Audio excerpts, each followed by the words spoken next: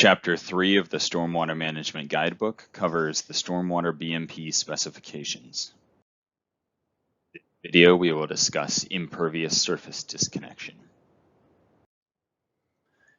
The guidebook is arranged such that the specifications for each BMP type are laid out in the same format, and it includes the following subsections. Impervious surface disconnection involves taking an impervious surface that would be directly connected to the storm sewer system and disconnecting that flow path, directing that runoff into a pervious area. It can be difficult to use in ultra-urban settings where space is tight, but it can be done with careful site planning. And it uses the green space efficiently, so this green areas that are already serving some stormwater management function can be used to manage additional runoff from adjacent impervious areas. There are 3 different levels of disconnection depending on the characteristics of the receiving pervious area. So the first level is a simple disconnection to a pervious area. Second level is disconnection to a conservation area. And the third level is disconnection to a compost amended filter path. And I'll talk about those in detail. So the first one, disconnection to a pervious area, is what you might think. It's just taking an impervious area, rooftop runoff typically, but also parking lot or other impervious area, and directing that runoff to a landscaped or a turf area. One of these 3 pictures that would not receive credit under this BMP would be this third picture in the lower right here, where there's just not enough area available. The runoff is being directed to a very small pervious area, and the runoff is just going to flow right back onto that sidewalk. All right, so there are some constraints and parameters to this BMP. The second type is the disconnection to a conservation area. So the difference here is rather than just being a typical landscaped or turf area, if you have an available area that is conserved, a meadow, a forested area, it's going to achieve more retention of that runoff than a regular compacted cover turf area would. And then the third type is a compost amended filter path, where if you have poor soils or you have some compacted area that you're not going to get a lot of infiltration and a lot of water retention from, you can amend that soil by integrating in some compost to improve the water holding capacity of that soil.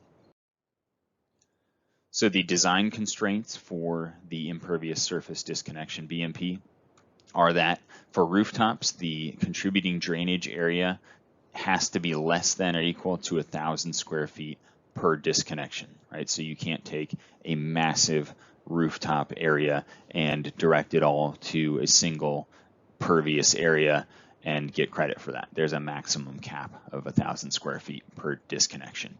For non-rooftop areas, so a sidewalk or a parking lot area, some impervious surface that's contributing flow in a sheet flow, you have a longest contributing impervious area flow path of 75 feet, right? So you can't have a massive parking lot that extends beyond 75 feet and expect that all of that flow is going to be handled by the adjacent receiving area, right? There's that limit that we place on it.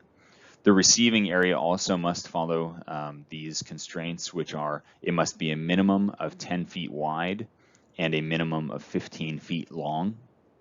And it has a maximum as well. So the maximum width for a point discharge is 25 feet wide, and the maximum length is 100 feet long. So these maximums are placed to essentially ensure that the area is actually managing the runoff, right? So if you have a point discharge, it's not going to be able to spread out that flow much beyond 25 feet, right? You can use a wider receiving area for sheet flow, or if you take that point discharge and spread it out using a level spreader, right? So if you can see on the diagram on the right, if you have a wider contributing area, the sheet flow. It's all about where that flow is actually going, right? If it's spread out over that area, it can sheet flow, and then that 25-foot width maximum is no longer applicable, but the 100-foot maximum length still is.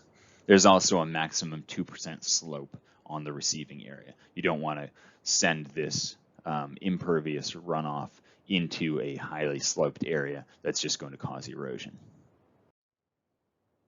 The retention value calculations are based on the type of disconnection that we discussed, those 3 types. So for a compacted cover area that has good soils, so A or B soils, you get 4 cubic feet of retention for every 100 square feet of receiving pervious area, right? So if you have a C and D soil that's getting lower infiltration, you only get 2 cubic feet per 100 square feet of receiving pervious area. For the second type, the conservation area, because that conservation area will be able to handle more runoff and achieve more retention and more infiltration, you get 6 cubic feet per 100 square feet of receiving area. And then for that soil compost amended filter path, it's essentially taking a C or a D soil and improving it by integrating the compost as if it were an A or a B soil. So you get the same credit or same retention value as if it were an A or a B soil, the 4 cubic feet per 100 square feet of receiving pervious area.